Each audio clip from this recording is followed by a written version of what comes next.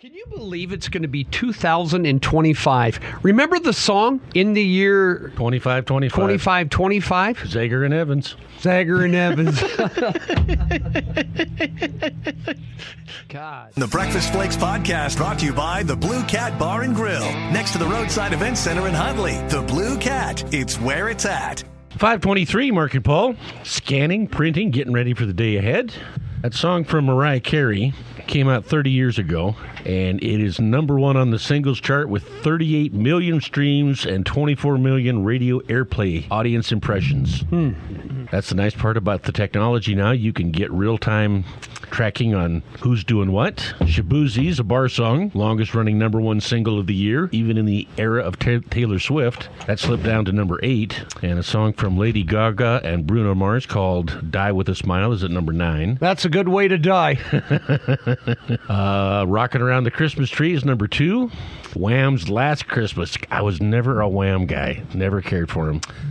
Bobby Helms, Jingle Bell Rock, number 5. Burl Ives, A Holly Jolly Christmas, round out the top 10. You mean as far as streaming or all time or what? Oh, this week. Oh, this week. This week. Oh, this week. Oh. As many radio stations just go to start playing more Christmas music. You can go to the Cat Country app if you want Christmas music and get Christmas music 24/7 streamed. Now, working in radio in the early days when we were working around the Christmas holiday, and you had to play all those Christmas songs, and they were all hokey, and it was the same ones, and God, yeah. Mary, did you know? Remember that one? yes. Oh. In fact, the year that you and I both started is the year that Dolly put out Hard Candy Christmas, and that came out around Christmas, and that was in heavy rotation, and people are calling and asking for it. I'll be fine and dandy, just like a Hard Candy Christmas. Stop Mark didn't like that one, folks. I didn't. He didn't like that one either. He didn't like it. 28 degrees downtown. Gonna Now, be 39. Steely Dan would have put out a Christmas album. I don't know if they've ever cut a Christmas song. I haven't heard it. You'll probably see a good Yelp review on this hotel. This place is so wonderful to stay at. We had a guy sleeping in the entryway today. Yeah. Warmest spot in the city. Great heater. Between two entry doors. You'll notice that a lot, like when you go to Walmart or a Target or something, they do that on purpose. 2 entry doors. That way they can warm or cool the air between the outside climate and the inside, and it's supposed to save energy. I don't know, some engineer came up with that, but our entryway down here is one of the warmest spots in the city. Yeah. Big ass heater in there. I mean, that thing is 8 feet long, isn't it, Wilson? It is. It's as wide as the doors. Blowing air, warm air in that thing, and people around town know that they can get in there, sit down, plug in their cell phone and charge it, and warm up. I wish that wasn't true. So I remember the time I was walking downtown here, and there was a guy, he built a little tent out of his sleeping bag right by the post office, right by the light pole, and he had his cell phone charging and had a 1,500-watt hair dryer in there going, warming it up. Well, making the best of his situation. Yeah, just warming it up. Probably found that in a dumpster behind some salon downtown or something. Some woman got her hair frizzed out, so the lady threw the blow dryer away. And yeah, the fuzz were here when I got here this morning. They were still down there trying to get things straightened out. You know, I don't know what they do with them either, if they just tell them to move on. I think that's all they do. Because, you know, there's no room at the inn. You can stay out in the major out back if you want, but that's about it. Right. You know, and it seems like this summer we had more transients, homeless, call them what you want, hobos, bums, whatever you want to call them. We had more of those around than ever. You know, that's a good point. In our world of political correctness, when we were kids, those were bums. Yeah, they were bums or hobos. You don't see the media refer to them like that now. No, they're homeless. Or unhoused. That's another one. Yeah. Democrats. That's one of Larry the Cable Guy songs, Christmas songs. Get a job, you bum bum bum bum.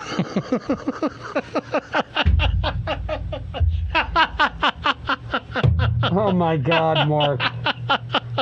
For crying out loud. Money don't grow on trees, you bum bum bum bum. Think about it if you have to. Oh, jeez. Wind is kind of chilly today again. But after today, we're going to warm up a little bit. So we're going to be above average. 40s the rest of the week. Mid to upper 40s by the weekend. Next week, I see they still have a 50 in there. So that's good. I'm going to try to get my cows through Christmas weekend. And then I'll start supplementing them a little bit. I got some old barley straw. I'm going to feed that up first and stuff like that. But the menu for Paul's cows was like the menu at my house growing up. That's what we made. If you choose not to eat it, that's fine. That's exactly right. Each kid didn't get it. One gets peanut butter and jelly, one gets mac and cheese. No, this is the family meal. Yep. If you choose to participate. You can eat it or not eat it. You bum bum bum bum. I'm going to be singing that all day now, Wilson. Oh, man. Well, good news. The Forest Service is giving out free firewood permits. I have great memories that really stand out from going Christmas tree hunting with my mom and dad when we were little. You didn't need a permit, and we didn't have anything four-wheel drive, so we got the best looking tree next to the road somewhere up around Monarch. And knowing your dad, he probably wasn't picky. He probably would like whichever one she could carry back to the vehicle and put in there. Pretty much. Yeah. Wow. I go out and cut my own down, fix it up. I'm kind of like a Charlie Brown guy. Yeah, I look at the tree and I think, you may not be the best tree, but I can fix you up. I can make you look good. Mm-hmm. I'm not paying $100 for a Christmas tree. I got a bunch of them out there, so they smell good. When you cut them down, they're fresh. Yeah. The needles don't fall off when you tear them down. These ones, folks that you buy in the lots, they've been cut a long time. Yeah. And they shape them with like a hedge trimmer. Then a lot of them paint them. Yeah. They're painted. And then people wonder why they catch fire, why they poof, dried out. Don't forget my Christmas tree recipe. You can take a quart of water, put in a tablespoon of lemon juice, tablespoon of sugar, put that in there for the tree. Helps. Might as well mix yourself something up while you're doing it. Most do. Have a toddy. Could be an atmospheric drop today that could trigger a migraine. Got that on the weather forecast today. Well, the big news from yesterday is they believe they got the killer that shot the United Healthcare CEO in cold blood in New York City. Isn't that something? A lot of cameras there. Found him in Pennsylvania at a McDonald's. And fortunately, an attentive citizen who happened to be eating there recognized the man and went up to the employees at the McDonald's and said, "You need to call the authorities because I believe this is the guy they're looking for." The employee alerted authorities. They found the man with a weapon and they arrested 26-year-old Luigi Mangione. He had a gun on him, believed to be the one used in the killings. Jeez. Which was stupid. Yeah. They were all telling everybody how brilliant and smart this kid was. As soon as they find out, they check social media. They get pictures of him from Facebook. They know his background. He went to Stanford. They know this. They know that. They know everything. They were talking about how smart he was, Ted Kaczynski type guy, but yet he still had the gun on him that he used in the killing. Mm-hmm. That would have been in the bottom of the New York River. Right. Eating at a McDonald's, police went in there. As soon as they started talking to him, he got so nervous and started shaking. They knew they had the right guy. Held without bail. Learning more about him, there was a 3-page document that he had wrote on his possession, including a line in which he claimed to have acted alone. That's dumb. But he wrote on there, "To the feds, I'll keep this short because I do respect what you do for our country. To save you a lengthy investigation, I state plainly that I was not working with anyone." It also had a line in it that said, "I do apologize for any strife or trauma, but it had to be done. Frankly, these parasites simply had it coming." His family, that's who you got to feel sorry for. Besides the CEO's family, you got to feel sorry for the family of that kid. They issued a statement saying they were shocked and devastated by his arrest. The writings from the suspect are really damning, very detailed. Everything they have will be turned over to the NYPD. He likely, they said, was in a variety of locations when he took off out of New York, went across the state based on everything they've seen. He kept a low profile, tried to avoid cameras at all time, took steps to try to avoid detection. The rookie police, Tyler Fry, said he knew that guy was our guy. He had his medical mask on, and he asked him to pull his medical mask down, recognized him immediately. He had a passport, and he had $10,000 in cash on him. Like we all do. And $2,000 of it was in foreign currency. Also had a box of masks on him. Well, the Democrats will like that part about it. He was a mask wearer. Celebrate the season at the Blue Cat Bar and Grill in the Roadside Event Center. On Friday, December 13th, join them for Ugly Christmas Sweater Bingo.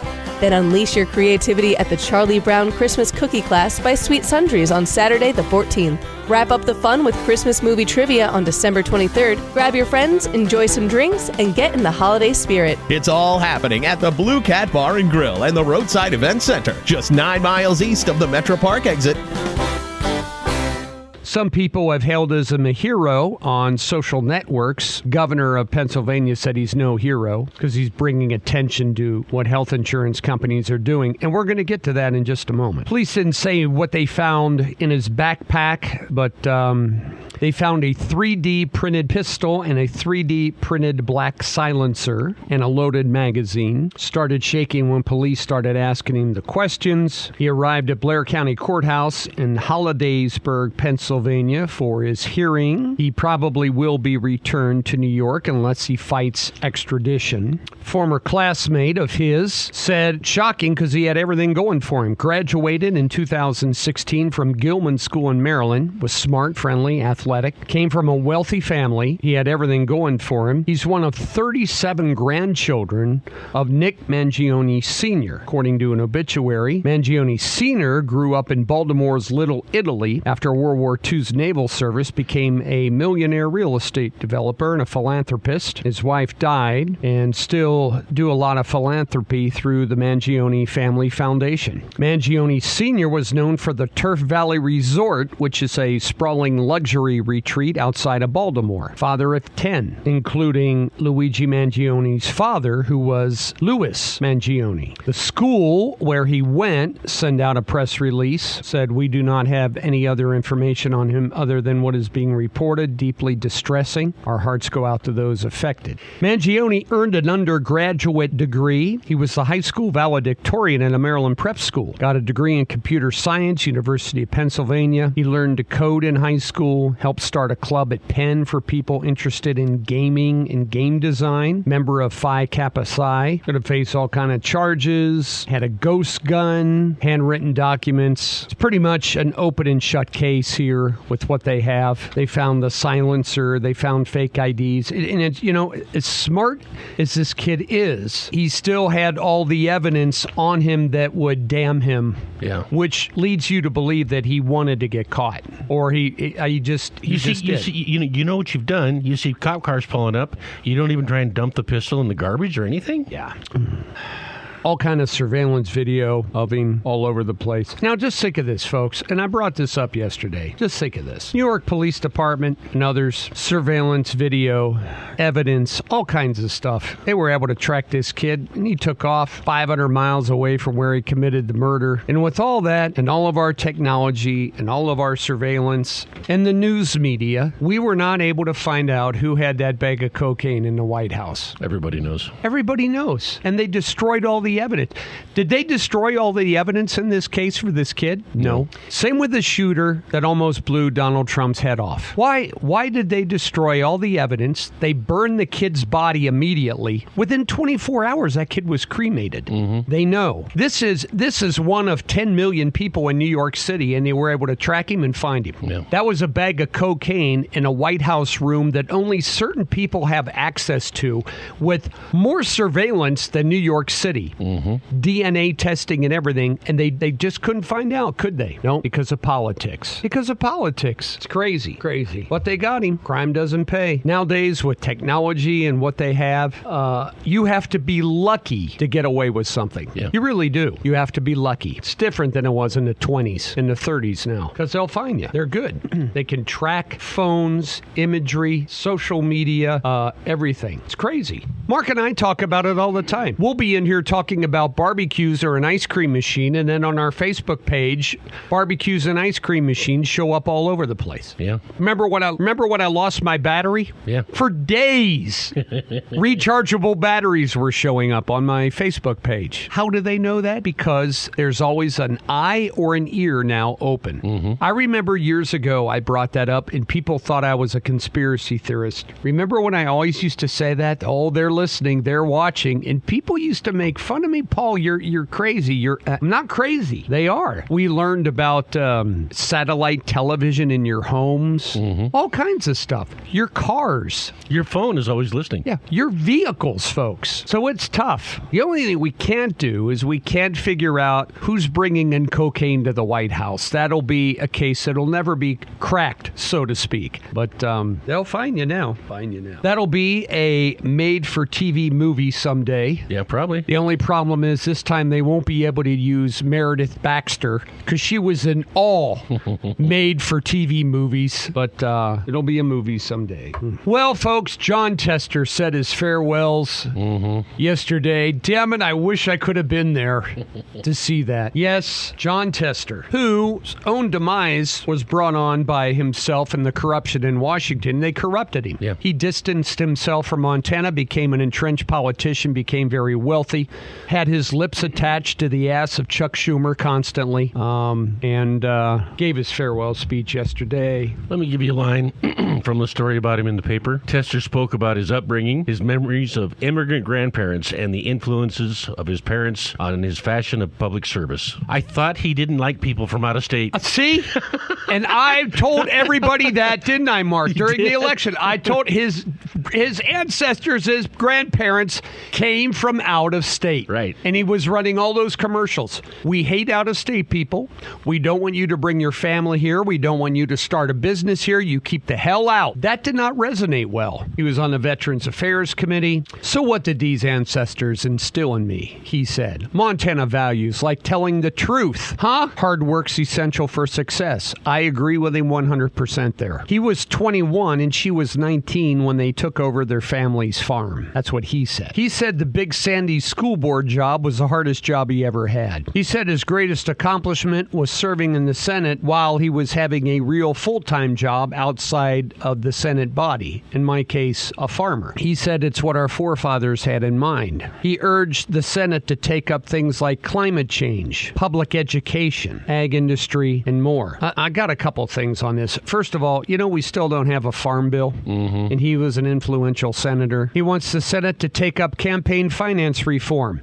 This is a man who got more lobbyist cash than anybody in America in the last two elections. $315 million spent this year. He got most of it, spent most of it. And one of his colleagues, Democrat Booker from New Jersey, said, I don't like John Tester, but they found some commonalities while they were serving in Washington. And he praised Tester for running for the fourth term, while aware that Montana is trending further to the right. You're a dumbass too, because Montana is not trending to the right. Montana has always been to the right. Yes. You folks don't get that. We have always been a conservative state. If anything, we are trending to the left. Look at Bozeman. Look at other places around where they're passing plastic bans and all these things. We are still conservative, but they are gaining ground here. We were originated as conservative. True. He chose to run because of the love of his state. That's not true either. No. He chose because he liked the gravy train. Steve Daines praised him, said he worked hard, many issues. Mitt Romney praised him. Mitt Romney said he approached John Tester about running for president. That's why he lost. I wanted Tester to be the next president because he's a man of such extraordinary character. I'm going to tell you about his character in a minute. He's honest. He sure as the hell is. So I can remember a lot of things over John Tester's career. I can remember a lot of things that he voted for over his career. John Tester never once voted for a balanced budget. John Tester always voted to expand government, never voted for a government shutdown. How did Jon Tester, folks, get the name Tehran John from a radio announcer in Billings, Montana that stuck with him forever? Well, Jon Tester voted to eviscerate the Constitution. He voted to take away the power of treaty from Congress and hand it over to Barack Hussein Obama to give him the ability to vote for his own and come up with his own treaty with Iran. Huh? Yep, that was Jon Tester. He was the deciding vote. That's why we've named him Tehran John. With one single vote, ruined what had been in place in the Constitution for years. And what did that treaty do? Look what happened to the Middle East over the 18 years that he was senator. Look how many men and women we lost overseas. Look how much money we spent overseas. Look at their nuclear development in Iran now. Look at what they're doing, still killing people by the thousands. That was Jon Tester, Tehran John. He was a deciding vote. What else did Jon Tester do? If Montana's such a conservative state, why did he vote twice to impeach former President Trump? President Trump knew what was going on in the Ukraine with Joe Biden and the Democrats being on the take. He knew the money that was going into the Biden family. So what did Jon Tester do? He voted to impeach Donald Trump on that issue. I thought he was honest, fair, integrity. Why didn't he want to get to the bottom of it? Voted twice to impeach Trump. Celebrate the season at the Blue Cat Bar and Grill in the Roadside Event Center. On Friday, December 13th, join them for Ugly Christmas Sweater Bingo. Then unleash your creativity at the Charlie Brown Christmas Cookie Class by Sweet Sundries on Saturday, the 14th. Wrap up the fun with Christmas movie trivia on December 23rd. Grab your friends, enjoy some drinks, and get in the holiday spirit. It's all happening at the Blue Cat Bar and Grill and the Roadside Event Center, just 9 miles east of the Metro Park exit. Here's something else big. We recently just had a murder in New York City where a healthcare executive was gunned down in the street. All indications lead to the animosity and the hatred that is built up over the years from major healthcare providers and insurance companies. Now, why is that? Obviously, everybody knows. Mark knows, I know, we're dealing with it now. Right. Re-signing new insurance, premiums are through the roof, our deductibles are outrageous, and it is weighing on people, and the quality of our health care is diminished. And why? What single big event changed all of that, folks? Think about it. Well, it's obvious. Obamacare, of which this man, Jon Tester, one of the deciding votes in Obamacare. Remember Jon Tester telling all of us, along with President Obama, this plan is so good for America. It's going to save you thousands of dollars. Your premiums are going to go down. You're going to be able to keep your doctor make your decisions with your health care. Remember, does anybody remember that besides me?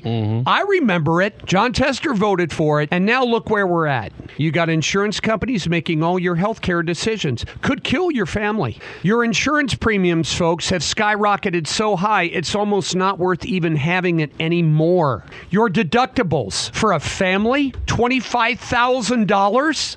Before anything kicks in. This is all the result of the big change in the healthcare system around America from Obamacare, of which Jon Tester was one of the major supporters. You wonder why people were upset and mad? Folks, you're listening right now. You know it. You damn well know it because it's taken out of your check every month and you got to pay those bills. It's crazy. It's crazy. It's got out of control. Obamacare did all that. Doctors got out of medicine. They didn't want some guy in a blue suit telling them how to practice medicine. Yeah. You know, Mark and I, if we have a knee problem, we go in and they know how to fix it. Nope. You got to do 8 weeks of physical therapy first and see if that helps. This is somebody in a blue suit telling you what medical procedure you're going to have done. All this, folks, all this has expanded dramatically during Obamacare. You know how much money you folks would have in your pocket if your premiums wouldn't have skyrocketed the way they have? And of course, we have to be politically correct. Now, we have DEI that they've all embraced. I've seen it. I know exactly what it is. I have kids trying to get into medical school. Nope. Doesn't matter if you're the most qualified. You have to be this,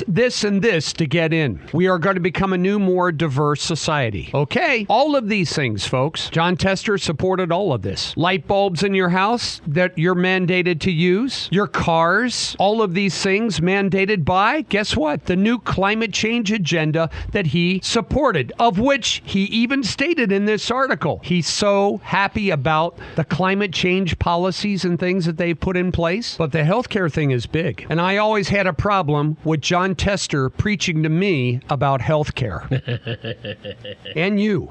Talk to doctors about it. Talk about what they did for Medicare and Medicaid and how much doctors will get from them, no matter what it costs them, by mandates set up through Obamacare and their industry. Well, we're only going to pay you $90 for this visit. Yeah, but you don't understand the cost involved. My office, I've got to have a help. I've got to have an RN. I've got to have this. We don't care. We've decided this is what's going to happen. Jon Tester voted for all this stuff. Don't forget about his record. You know, we always get sympathetic and wishy-washy, don't we? Mm-hmm. We always get that way at somebody's funeral. We get that way when somebody retires. Like when we retire, it's going to be the same thing. Don't put on a different face when I retire, because I want to be buried face down. And you know why. Yep. If the man made a lot of bad decisions that hurt America, then we should point out his bad decisions that he made for America. And by the way, the man was paid handsomely. This isn't volunteer work. Right. All right? This isn't somebody who worked for Flakesgiving for 18 years and dedicated all their time and effort to make this charity great. No. This is a man who had an office staff, per diems for food, travel expenses, full staff paid for. Millions upon millions of dollars went into his account for the extra committees and things that he would do and perks from Schumer.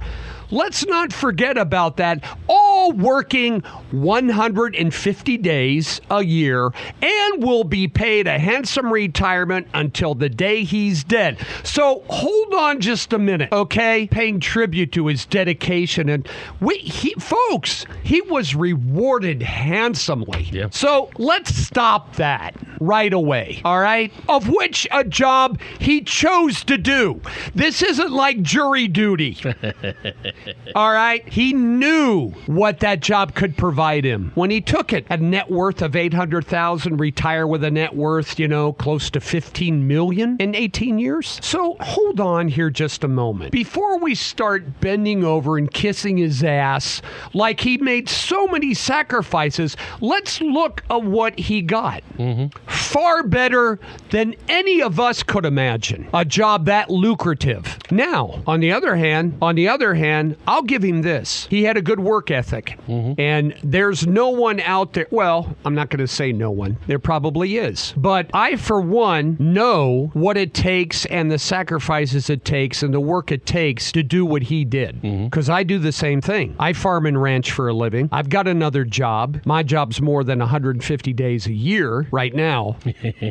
And my day starts at 3:45 every morning, except on the weekends. But I've been doing 70 to 100 hour a weeks for 40 years. I appreciate that part of his life. Mm-hmm. He didn't have cows. He just farmed. So he did get a break during that time of season. So I'm not being a complete a-hole because he did have a good work ethic. And I appreciate his love for farm and agriculture. I appreciate that from somebody.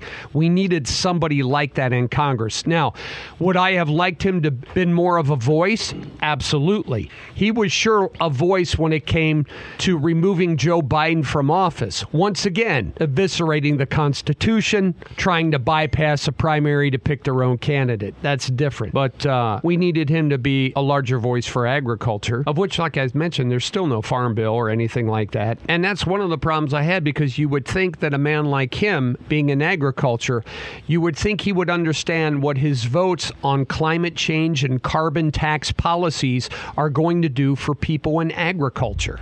True. So I appreciate that. But I'm not going to cry a river for him. We asked Jon Tester to come in this show for 18 years. Yep. The largest broadcasting network available in the Northwest. The largest voice, reaching more people than anyone. Asked him for 18 years to come into this show. He never came into this show. Mm-mm. Never. Not once in 18 years. There have been other people in politics that have retired from our area that served, and we've never had articles like that on them.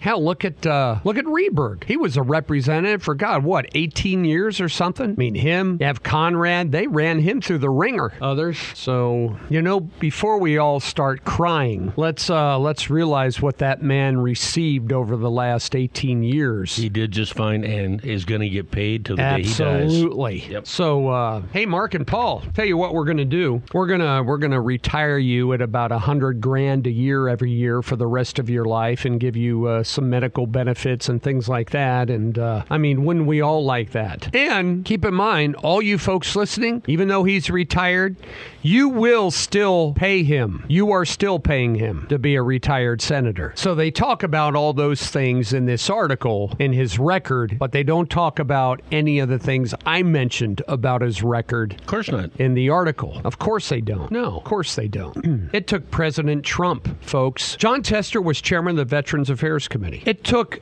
President Trump to change the rules for our veterans to where they could use private care. Why wasn't that ever done during his tenure? President Trump got it changed. Maybe he'll come in someday now.